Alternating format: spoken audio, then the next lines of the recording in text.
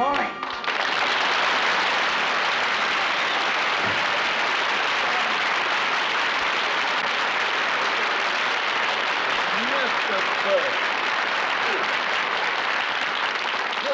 Sit down, Mr. Burns. Now then, what can I do for you? I stopped by to pick up my dividend statement. Ah, yes. Well, my secretary has your file. She'll be right back. Fine. Do you smoke cigars, Mr. Mooney? Yes, I do, yes. May I have one?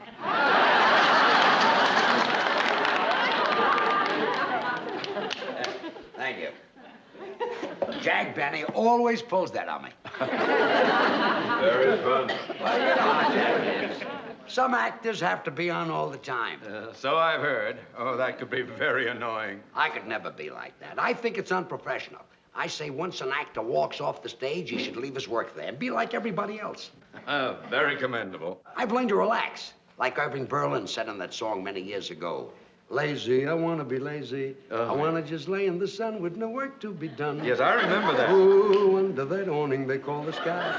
It was a very... Stretching and yawning, you let the world go drifting by. Yes, well, I want to peep in the deep tangled wildwood, counting sheep while I sleep, like a child would, with a great big valise full of books to read while it's peaceful, while I'm killing time, being lazy. Now, Mr. Mooney.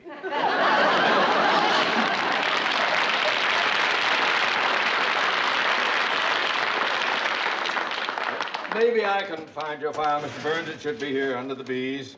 All right, Martin, Miller, Munson, Murph. Under the B's? Maybe we'd better wait for my secretary. I hope you don't mind waiting. Think nothing of it. Now that I'm not doing an act anymore, all I've got is time on my hands, you and my own. Nothing but love in view. And if I fall, once and for all, I'll see my dreams come true. Moments to spare for someone you care for. Excuse me, Mr. Burns. Yes, oh, I was... what? Oh, yeah, but we could... Time on my hands, you and my... Mr. Mooney, don't be embarrassed. Nobody ever lets me finish a song. Would you care for another cigar? Oh, no, go right on with your work. I'll just sit here and look at the stock report. Oh, yes. I envy you, Mr. Burns. How's that? Well, being able to retire in the prime of your life, just sit back and to collect dividends. Well, that might be true about some people, but not about me. Huh? It kills me not to be doing an act. Well, why did you stop working? Well, I've always liked to work with women. I had a great act going with Carol Channing, and then she left me. She went into Hello, Dolly, and then I did an act with Dorothy Provine, and she went into television, and Connie Stevens went into pictures. Well, why don't you find some other girl to work with you? Mr. Mooney, comedians are not that easy to find. Gotta find a girl with a kind of a pixie personality, eccentric, way out, a real kook. A girl like that is very, very hard to find. Here are the contracts, Mr. Mooney. Well, it's about time you got here. I've been trying to find Mr. Burns' file. Oh, George Burns. How do you do? Oh, you've been a favorite of mine for years. Oh, thank you. Oh, I used to watch you all the time on radio. You watch me on radio? I mean, I used to listen to you on television. You listen to me on television? Yeah, that was the year my picture tube went out. You should have gone back to watching me on radio. Oh, you say the funniest thing. Mrs. Carmichael! Yes, sir. I've been trying to find Mr. Burns' file. It is not under the B's. Oh, I must have put it under the X's. Why would you put the B file under the X's? Well, that poor little file never has anything in it. Not here. Well, where is it? Well, no, I don't know. Wait a minute. I bet I know what I did. You see, Mr. Burns, I always have trouble remembering names, so I took a course in word association. Now, Burns reminds me of fire. So you filed it under the F's? No, fire reminds me of stove. So you put my file under the S's? No, stove reminds me of pot roast. It's your turn. You filed it under the P's? No, pot roast reminds me of noodles. Mrs. Carmichael, you're making me angry. It's making me hungry. And noodles reminds me of my mother. It's your turn. Noodles remind you of your mother? Yeah, she made the best noodles, and I'll bet that's where I put your file. Under noodles. No, under gravy. Mrs. Carmichael, I don't know what I'm going to do with you. I know what I'm going to do with her. Start a whole new career. Mrs. Carmichael. Yes, sir. Have you ever thought about going on the stage? Oh, my life. How would you like to do an act with me? Oh, Mr. Burns, you can't be serious. I know it. That's why I want to get back on the stage. Oh. What do you say? Oh, well, that's very nice of you, Mr. Burns, but I couldn't do that. I couldn't quit my job here. Why not? Because it wouldn't be fair to you, Mr. Mooney. You need me. Good help is hard to find. Well, I'd be delighted to start looking. Now, Mrs. Carmichael, this is a great opportunity for you to make a lot of money. Yes, I know it does sound like a wonderful opportunity. Yes. But, oh, and you know, today, my horoscope said that my whole future was going to take a turn for the better. So did mine. How much would I make? Well, it's unprofessional for an artist to discuss money. Oh. That's usually handled by your agent or someone who handles your financial matters. Oh, well, Mr. Mooney usually handles all my financial things. Yes, and I'd be delighted to represent you in this matter. Would you? Yes, indeed. For the customary 20%. 10% is customary. Oh, 10. Oh, yeah. Well, you see, I'm new to show business. You two talk it over, and when you decide on what you want, you can get together with my agent. Fine. Here's my address. Be at my apartment tonight, and we can start rehearsing. Your apartment? Nice and quiet there, and nobody will bother us. Well, I hardly know you, Mr. Burns, and going to your apartment, you in show business and all. Mrs. Carmichael, you don't have to worry about a man like Mr. Burns. She does, too. Well,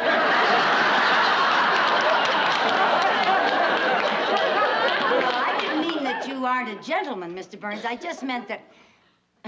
Well, I meant you're a man, and if I go to your apartment, people might talk. What people? There won't be any people there.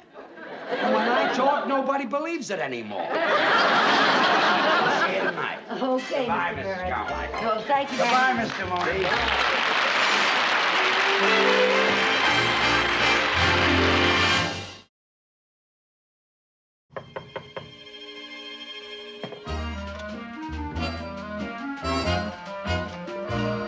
Good evening, Mr. Burns. Good evening. Come on in. Thank you. Oh, what a lovely apartment. Well, I'm glad you like it. Oh, it's so beautiful. Are you ready to try a little rehearsal? Oh, yes, I can hardly wait to find out what I do on the stage. First, you've got to learn how to get on the stage. Oh, yes, sir. See, Yes, making an entrance is very important. Oh. Now, let's see. Where are we? That'll be the wings right there. Oh, uh-huh. Now, this will be center stage. Yes, sir. Yeah. Is And that the audience out there? That's the audience. Okay. Now, we're introduced over the house mic. Oh, are we? Ladies and gentlemen, here they are, George Burns and Lucy Carmichael.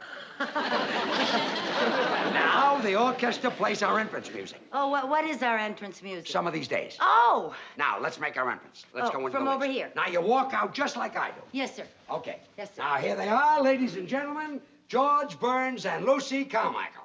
Now, there's music, and I'm walking out, and I'm bowing, and I get to the center of the stage, and when I get to the center of the stage... Come on, tell us. I'm sorry, Mr. Honey, you walked out too fast. Oh, well, I guess I've waited so long to go on stage that I was kind of in a hurry. You belong over here. Oh, over here. Over there. Oh. That's it. Now, we'll start. Yes. Well, Lucy, say hello. Hello. Not to me, to the audience. Oh. Hello. Don't look down at the audience. The people in the back can't see you. Oh. Hello. Now, I'll tell you a little trick. Especially when you're new and you might be self-conscious. You look out at the audience, but you don't see them. You sort of look past them. Oh. Well, now, well, Lucy, say hello. Hello? That was very good. Oh, thank you. Do that again. Hello? What's that? What is that business? Oh, a little curtsy. Yeah, well, I saw Ginger Rogers do that on the Late Late Show last night. Yeah, I saw her on the show. She's my favorite. My very favorite. Look, she's very good. Yeah, Fred Astaire was in the picture, too. It was a wonderful picture. You know, at the beginning of it, Fred was an ambitious young dancer playing in a show in Muncie, Indiana. Muncie. You ever been in Muncie? I was closed there. Oh. Well, Ginger Rogers is one of the chorus girls in the picture, and Fred's up there dancing away, you know, and Ginger's in back of him kicking with the girls, you know, and she accidentally kicks Fred. And the people laugh, and Fred is very embarrassed, you know. And then the girls go off stage, and Ginger starts for her dressing room, and Fred comes off stage, grabs her, and starts bawling her out. And that poor little thing is on the verge of tears. She's hurt? Not her, him. Oh, him. It hurt where she kicked him. Oh. And he tells her she's nothing but a clumsy clown with 2 left feet. And he calls her a no-talent nitwit. And then she calls him a swell-headed nincompoop. Yeah, and that's when they realize that they really love each other. It always happens. So later that night, he goes over to her apartment to apologize for bawling her out, you know. And he knocks on the door. He knocks on the door. If that's Fred Astaire, I'm giving up cigars. Come in. Oh, good evening, Mr. Burnley. Nice to see you. Oh, if you don't mind my dropping by. Now, I suppose you came by to transact a deal. Yes, I did, and to see how my client is getting along. Well, we've been rehearsing a little bit. Yeah, Mr. Burns is teaching me how to say hello. Ah. Hello? Oh, my, that's very good. She'll be worth a lot of money, this girl. Well, I don't discuss money. You'll have to talk to my agent. Hello? Yeah, no more. Hello? Save it until after we've made a deal. Oh. By the way, Mr. Mooney, Yeah? I hope you don't think I'm taking advantage of you. How's that? Well, show business is new to you, and you'll be dealing with a man who's had a lot of experience in theatrical deals. Well, what's the difference? Money is money, and after all, a man with my vast banking and financial experience, it may be that your agent will be the one who is at a disadvantage. Oh, no. My agent is very good at money matters. Oh? Excuse me. Yeah. Hello? Mr. Burns, your agent's calling. Good. Put him on. Hello, George. This is Jack.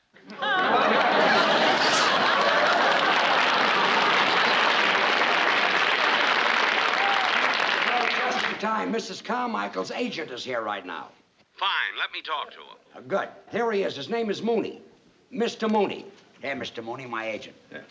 What's his name? Benny. Jack Benny. Jack Benny is your agent?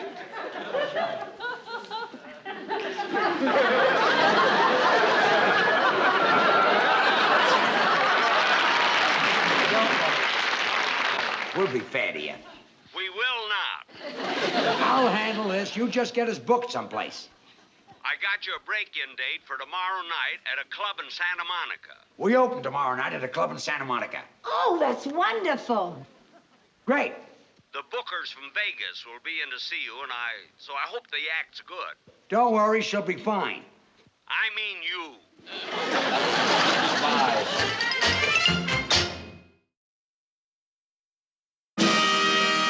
And now, ladies and gentlemen, George Burns and Lucy Carmichael.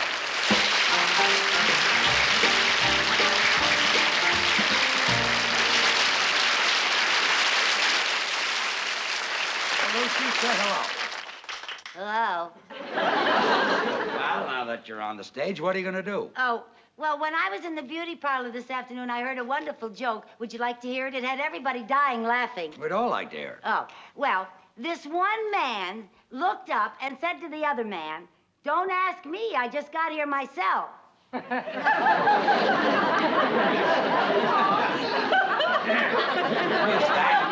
Is that the joke? Well, there was some stuff ahead of it that I didn't hear. That's the line line that they were dying laughing at.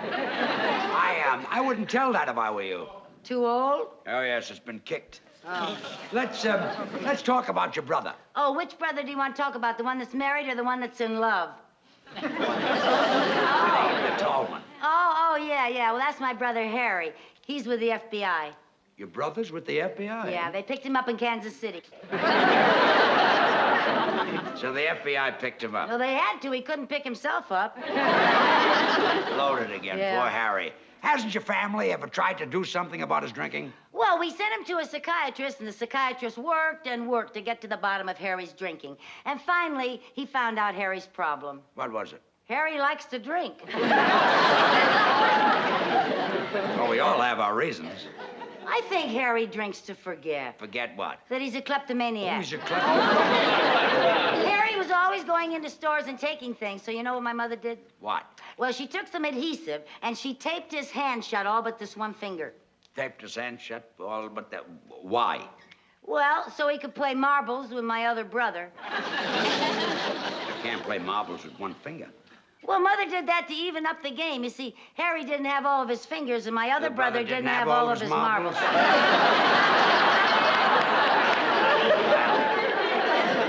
That made the game even. Yes, it did. But when your mother taped up Harry's hand so that he only had one finger, did this stop his shoplifting?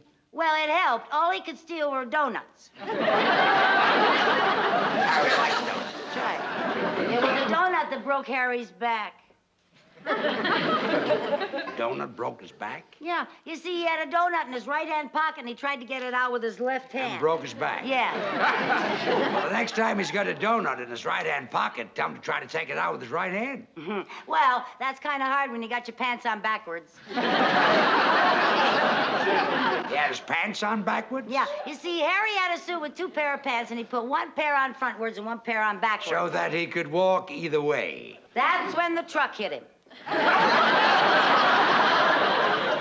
What truck?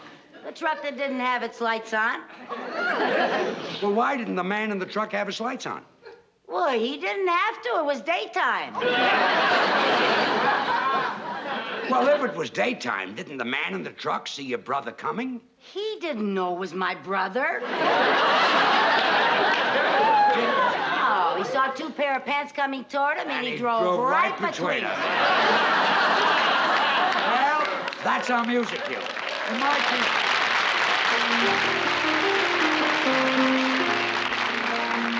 Two sweethearts in a country town, the neighbors say, lived happily the whole day long. Until one day told he must go away, she wondered then what could go wrong. He said, you know it's true, I love you best of all, and yet it's best that we should part. Just as he went away, he heard his sweetheart say, here's a pretty tempo, Lucy, play with it. Although it broke her heart. Some of these days. Yes, some of these days. You'll miss me, honey. You're gonna miss me, honey. Some of these days. Yes, one of these days. You'll feel so lonely. You'll be feeling, oh, so You'll lonely. miss my hugging. You used to love it when I'd hug and You'll squeeze you. miss my kissing. You'd ask for more, and I tease miss you. me only. You want me only When you go away. when you're a million You'll miles. feel so lonely. In the evening when the sun goes Just down, for me only. I'll be on the other side of For town. you know, Oh, honey. you know, baby, You had your way. that you went and had your way. And when you leave me, I know 'twill grieve You me. can bet you're gonna be full of sorrow. Miss your blue-eyed baby some of these days. Dee-dee-dee-da, dee-dee-dee-dee-da, dee-dee-dee-dum, dee-dee-dee-dee-da, dee-dee-dee-da, dee-doo-dee-dee-dee-ba, ba, do, dee, dee-da, ba, do, dee, dee-dee-ba, ba, dee-dee-dee-da, ba. Some of these days. Ooh, that's nice. Da dee dee ba ba dee dee dee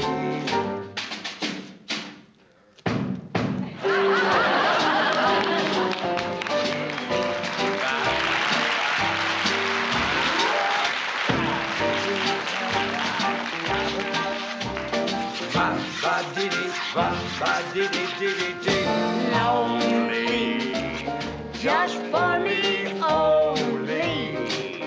'Cause you know, honey, that you had your way. That you've had your way. And when you say goodbye, wipe that tear from your eye. You're gonna miss your baby. You're gonna miss your red-haired mama. You're gonna miss your blue-eyed baby somebody's. Va, va, va, va, va, va, va. Miss your blue-eyed baby somebody's.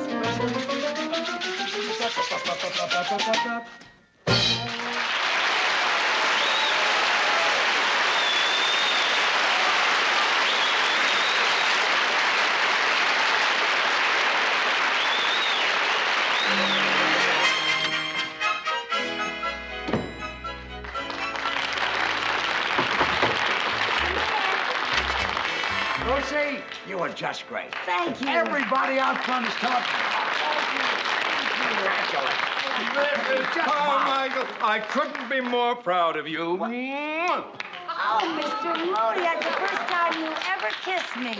Well, banking and show business are different. You know, this girl is sensational, and the men from Las Vegas have offered $10,000 for the act. $10,000? They'll go as high as 15 if you won't sing.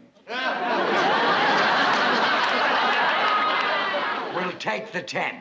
Did you hear that, Lucy? We're going to Vegas. Oh, that's just wonderful. You know, this is like what happened to Ginger Rogers in that picture last night. The producer saw her on the stage. She got an offer to go to Vegas, but she'd been with Fred so long that she didn't want to be... Oh, Mr. Burns, I can't go. Why not? Oh, because I can't leave Mr. Mooney.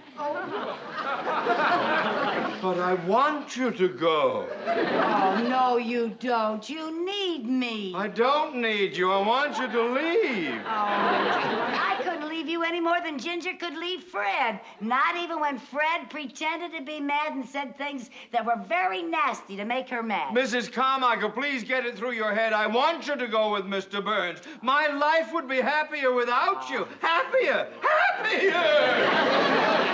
That's just what Fred said, because he didn't want to stand in her way.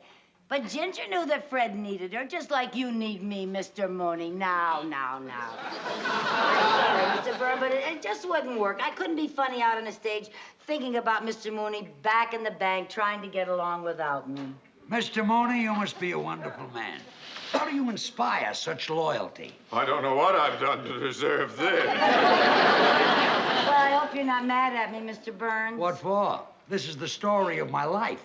But what about the engagement at Las Vegas? Well, now that I don't have a girl, I guess we'll have to pass up the $10,000. Oh, I'm just awfully sorry about it, but, you know, Mr. Burns, Mr. Mooney has... What are you doing? If you think I'm going to let $10,000 go down the drain, you are crazy. Some of these days...